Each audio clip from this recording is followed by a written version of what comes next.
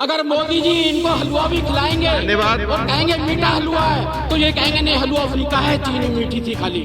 नरेंद्र मोदी जी ने आह्वान किया था कि मैं लाल चौक पे तिरंगा फहराने के लिए जा रहा हूँ, किसी के माई के लाल में हिम्मत है तो झंडा फहराने से मुझे रोक कर दिखाए।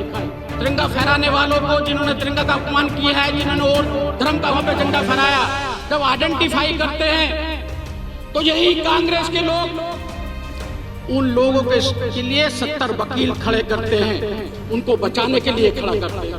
कि एक पार्टी की वरिष्ठ नेता प्रियंका गांधी जी वहां पर गई, एक व्यक्ति स्टंट करते हुए उसकी। आदरणीय सभापति जी, मुझे अभी भी जम्मू कश्मीर चुनाव में जाने का मौका मिला और उस मौके के अंदर मैंने देखा कि किस प्रकार आजादी के बाद 370 के माध्यम से वहां के लोगों को किस प्रकार से आजादी मिली है। आदरणीय वल्लभ भाई पटेल जी ने अनेकों रियासतों को इकट्ठा कर एक देश का निर्माण किया था, लेकिन तथाकथित उस समय के शासनकर्ताओं ने कश्मीर को, जम्मू कश्मीर को इस तरीके से बना दिया कि सबकी रियासतें खत्म हो गई, लेकिन जम्मू कश्मीर के अंदर 3 रियासतें लगातार 370 के कारण चलती रही। और वो 70 वर्ष तक 3 रियासतें, चाहे वह मुफ्ती जी की रियासत हो, चाहे अब्दुल्ला परिवार की रियासत हो, चाहे नेहरू परिवार की रियासत हो, इन रियासतों ने लगातार इस प्रकार से शासन किया जैसे रजवाड़े राज करते हैं और लगातार वहाँ की जनता का शोषण करते रहे। मुझे ध्यान है कि जब संविधान बना था, जब डॉक्टर भीमराव अंबेडकर जी ने वोट का अधिकार दिया था और उनके वोट के अधिकार में कहा था कि मैं आज के बाद वोट के अधिकार से रानी के पेट से राजा पैदा नहीं होंगे, रानी के पेट से पैदा नहीं होंगे, हमारे वोट के अधिकार से पैदा होंगे। लेकिन जब मैं जम्मू कश्मीर में गया, छोटे निकायों के अंदर 70 वर्ष बाद उनको वोट देने का अधिकार मिला। 70 वर्ष बाद उनको लगा कि हमें आज आज़ादी मिल रही है। 70 वर्ष बाद लगा कि उनकी मौलिक ज़रूरतें जो हैं उनका पूरा करने के लिए वो अपनी आवाज़ उठा सकते हैं। और उसके बाद लगातार जो विश्वास वहाँ की जनता ने दिया, जो हम सुनते आ रहे थे, उस समय के लोगों ने कहा था कि ये 370 हम लगा रहे हैं, घिसते घिसते घिस जाएगी। लेकिन 70 वर्ष के अंदर जनता ने जब देखा कि ये तो नहीं हटाएंगे, लेकिन हटाने के बाद उन्होंने तीनों दलों को इस प्रकार से घिस दिया, चाहे वहाँ पर नेशनल कॉन्फ्रेंस हो, तेलुगु अपना मुफ्ती जी की पार्टी हो, कांग्रेस हो, तीनों दलों के अगर अब बहुमत को देखते हैं, तीनों को जोड़ के बाद भी भारतीय जनता पार्टी एक सर्वोपरि दल के रूप में वहाँ पे खड़ी हुई है। ये साफ साफ लगता है कि धारा 370 कहीं ना कहीं उनका शोषण कर रही थी। आदरणीय उपसभापति जी, जिस प्रकार से जम्मू कश्मीर के अंदर मुझे भी जाने का मौका मिला, भी जिस प्रकार से वहाँ सीज फायर चल रही थी, बढ़ रही थी, लेकिन मैंने पूर्व का समय भी देखा है। लगातार जम्मू कश्मीर के अंदर जो पाकिस्तान की घुसपैठ वहाँ पर बढ़ रही थी, वो घुसपैठ आज सीज फायर को तोड़ने के रूप में दिखाई देती है। लेकिन पूर्व के शासन के अंदर वो सीज फायर, उसको तोड़ने की आवश्यकता नहीं पड़ती थी, क्योंकि वहाँ पे जम्मू कश्मीर में ही राष्ट्रीय विरोधी ताकतें इकट्ठा थी। स्कूलों को जलाया जाता था और वहाँ पर हमारे सैनिकों पे पत्थर मारे जाते थे। वहाँ के लोग आतंकवाद के माध्यम से वहाँ की जनता को मारने का काम करते थे। मैं सीधा सीधा कह सकता हूँ कि हमारे उस समय के शासन करने वाले कहीं ना कहीं पाकिस्तान में बैठकर मोदी जी की सरकार को गिराने का षड्यंत्र भी वो करते थे। ऐसा माहौल, ऐसा वातावरण देश के अंदर दिया गया था। इसलिए मुझे लगता है कि उस शासन में सीज फायर की पाकिस्तान को जरूरत नहीं पड़ती थी, क्योंकि हमारे देश के अंदर ही, जम्मू कश्मीर के अंदर ही ऐसी ताकतें बैठी हुई थी जो हमको डिमोरलाइज करती थी। लेकिन आज मुझे लगता है कि सीज फायर जो जम्मू कश्मीर के अंदर पाकिस्तान कर रहा है, वो अपनी फेस सेविंग कर रहा है, खाली अपने आकाओं को खुश करने के लिए। जब पाकिस्तान की जो समस्याएं, उससे पर्दा डालने का वो काम कर रहा है। आदरणीय उपसभापति जी, मुझे बड़ा दुख होता है कि अभी तिरंगे की बात जो यहां पर हुई थी लाल किले पर, मुझे ध्यान है लाल चौक पे झंडा फहराने के लिए, तिरंगा झंडा फहराने के आदरणीय उस समय के हमारे राष्ट्रीय अध्यक्ष मुरली मनोहर जोशी जी ने अपने नेतृत्व में आह्वान किया था कि मैं कश्मीर के अंदर लाल चौक पर झंडा फहराना चाहता हूं। लाखों लोग पूरे देश से चले थे तिरंगा फहराने के लिए, लेकिन शासन करने वाले उस समय तथाकथित जो देश पे शासन करने वाले थे, उन्होंने माहौल का वातावरण इस प्रकार से बना दिया कि लाल चौक पे तिरंगा फहराने के लिए 5-6 लोगों को अनुमति दी गई, जिसमें 5000 पुलिस वाले साथ आसपास में लगाए गए। और उस समय आदरणीय हमारे आज के प्रधानमंत्री नरेंद्र मोदी जी ने आह्वान किया था कि मैं लाल चौक पे तिरंगा फहराने के लिए जा रहा हूं, किसी के माई के लाल में हिम्मत है तो झंडा फहराने से मुझे रोक कर दिखाए। और आज उन्होंने चरितार्थ कर दिया कि आज उनके शासनकाल के अंदर जम्मू कश्मीर में ही नहीं, खाली लाल चौक पे ही नहीं, पूरे देश में और देश में खासकर जम्मू कश्मीर में किसी भी कोने में तिरंगा झंडा फहराया जा सकता है, कोई माई का लाल उसको रोक नहीं सकता। ये स्थिति आज जम्मू कश्मीर के अंदर हमारे शासन ने पूरी की है। और उस समय हमने तिरंगे की कदर की थी, लेकिन आज दुख होता है कि जिस प्रकार से लाल किले पर तिरंगा झंडे का अपमान किया गया, और अपमान करने वाले लोग जो किसान आंदोलन के माध्यम से किसान का पर्दा पहनकर वहां पर गए थे, सभी दलों ने, खासकर किसान के सभी नेताओं ने उसका वर्णन किया कि हम उसको मान के चलते हैं कि वो एक गलत काम था, एक घिनौना काम था।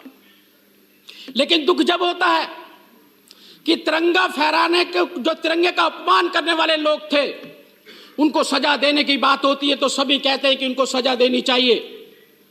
लेकिन जब हम बात करते हैं, उनको आइडेंटिफाई करते हैं, तिरंगा फहराने वालों को जिन्होंने तिरंगा का अपमान किया है, जिन्होंने और धर्म का वहां पे झंडा फहराया, जब आइडेंटिफाई करते हैं तो यही कांग्रेस के लोग उन लोगों के लिए 70 वकील खड़े करते हैं, उनको बचाने के लिए खड़ा करते हैं।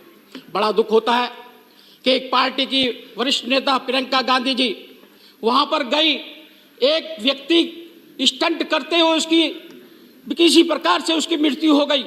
हम उस पर जाने पे कोई परहेज नहीं कर रहे, जाना चाहिए था किसी की मृत्यु पर, लेकिन उनको 400 लोगों जो हमारे वहां पर सिपाही थे, सैनिक थे, जो अस्पतालों के अंदर भर्ती थे, परेशान थे, तकलीफ में थे, उन पर जाने का उनको मौका नहीं मिला। ऐसी हालत आज तिरंगे झंडे की साथ में अपमान पे अपमान डायरेक्ट या इनडायरेक्ट में लगातार किया जा रहा है। मैं मानता हूं कि अगर इतने ही वकील खड़े करने होते, अगर इतने वकील ये 84 के दंगों के लिए खड़ा कर देते, तो मेरे ख्याल 84 के दंगों के अंदर जो लोग नामित थे, जिन्होंने सिखों को मारा था, तो मुझे लगता है कि उन लोगों को अपने लिए न्याय के लिए मोदी सरकार का इंतजार नहीं करना पड़ता कि मोदी सरकार आएगी और उनको सजा देने का काम करेगी। इस प्रकार से ये लगातार हमारे देश को आज हमने एक आतंक मुक्त शासन दिया है। हम देखा करते थे कि 2014 से पहले लगातार देश के अंदर बसों के अंदर, ट्रेनों के अंदर, अनेक मार्केटों के अंदर यही लिखा रहता था, कृपया देखें, कोई आपत्तिजनक चीज बम हो सकती है। लेकिन हमारे सुशासन के कारण आपको दिखाई देगा कि आज देश के अंदर क्या, बस के अंदर क्या, देश में किसी भी कोने में किसी को बम तो बम पटाखा छोड़ने की भी इजाजत नहीं है। किसी भी हमारे देश के नागरिक बिना किसी खतरे के कहीं भी घूम सकते हैं। ऐसा शासन देने का हमने काम किया है। आदरणीय, मुझे ध्यान आता है कि 370 धारा 370 जब लगाई गई थी, डॉक्टर भीमराव अंबेडकर जी ने उसका बहुत विरोध किया था। उन्होंने कहा था कि ये 370 जो है ये पूरा देश कमाएगा और कश्मीर में बैठकर खाएगा। ऐसा नहीं हो सकता। जब कश्मीरियों को ये हक है तो पूरे देश को भी हक है। जब कश्मीरी पूरे देश में रह सकता है तो पूरा देश भी कश्मीर के अंदर रह सकता है। लेकिन दुख जब होता है, हमारे जो कश्मीर के अंदर 2 विधान, 2 निशान, 2 प्रधान चल रहे थे। हमारे प्रथम राष्ट्रीय अध्यक्ष परम आदरणीय श्यामा प्रसाद मुखर्जी जी ने अपना बलिदान दिया था कश्मीर को अंदर जोड़ने के लिए। उसी प्रकार से मुझे दुख के साथ ये कहना पड़ रहा है, ये कांग्रेस के लोग जो 370 की वकालत करते थे, जो बड़े बड़े भाषण दिया करते थे, मुझे ध्यान है कि 70 के दशक के अंदर वहां पे आरक्षण लागू नहीं होता था। मैं अभी पीछे गया था, कश्मीर जम्मू गया था, विधानसभा के सामने एक मूर्ति का अनावरण किया था मैंने, भक्त अमरनाथ जी का। उनकी मूर्ति का अनावरण करते हुए मुझे जानकारी मिली कि उन्होंने एक आंदोलन वहां पर किया था, असेंबली के सामने भूख हड़ताल की थी और उनका बलिदान हो गया था। उनके बलिदान के बाद में वहां पे आरक्षण मिलना शुरू हुआ।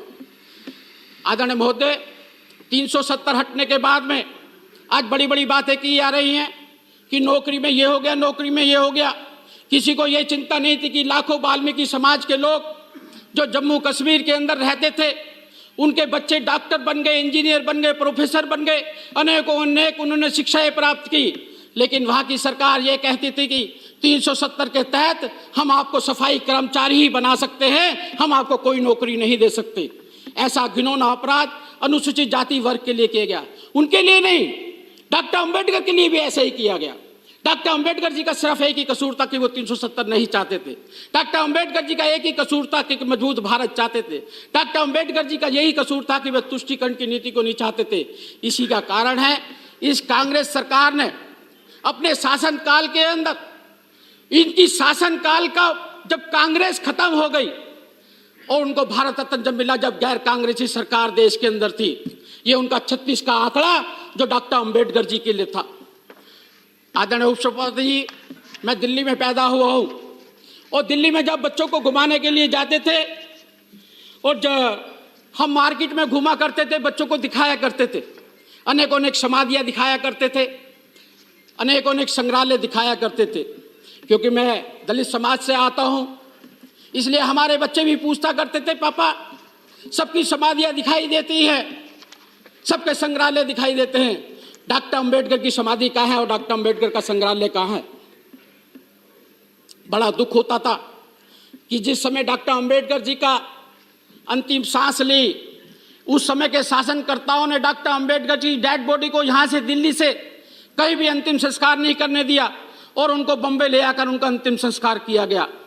और वहां पर भी एक छोटी सी चैत्य भूमि बनाई गई, वो भी आदरणीय गडकरी जी जब राज्य मंत्री थे, वहां पर उन्होंने उनके एक समुद्र के किनारे दादर पर एक चैत्य भूमि बनाई और उस पर हमारे सारे अनुसूचित जाति वर्ग के डॉक्टर अंबेडकर जी के अनुयायी जो उनको कहते थे, मानते थे और जो उस समय के शासनकर्ताओं वालों से निवेदन और प्रार्थना करते रहते थे कि डॉक्टर अंबेडकर जी को भी सम्मान दीजिएगा, कभी भी सम्मान नहीं दिया गया। आज मैं धन्यवाद करना चाहता हूं देश के प्रधानमंत्री जी का, जिन्होंने अपनी दूरदृष्टि से बिना वोट बैंक की राजनीति के उन्होंने कहा जब सबकी समाधि हो सकती है तो डॉक्टर अंबेडकर की समाधि क्यों नहीं। और उन्होंने वहां पर हिंदू मिल बंद पड़ी हुई थी, 10.5 एकड़ की हिंदू मिल लेकर डॉक्टर भीमराव अंबेडकर की समाधि चैत्य भूमि बनाने का काम किया है। मैं उनका बहुत बहुत धन्यवाद करना चाहता हूं। आदरणीय उपसभापति जी, ये पीड़ा तकलीफ है और तकलीफ बार बार रोती है और कहती है कि मैं सभी के संग्रहालय गया, मैंने इंदिरा गांधी के संग्रहालय भी जाकर देखा, मैं उनको भी नमन करता हूं कि उनकी जो साड़ी पे गोली लगी थी वो साड़ी भी दिखाई देती है। ऐसे कहने को महापुरुषों के जिनके संग्रहालय मैंने दिल्ली के अंदर देखे या देश के अंदर देखे, लेकिन डॉक्टर भीमराव अंबेडकर जी का संग्रहालय मुझे कहीं नहीं दिखाई दिया। क्यों नहीं दिखाई दिया? क्योंकि इनको अभी तक शासन करने में यही लगा कि अगर किसी और को महापुरुष बना दिया तो नेहरू खानदान का हम कैसे गुणगान करेंगे।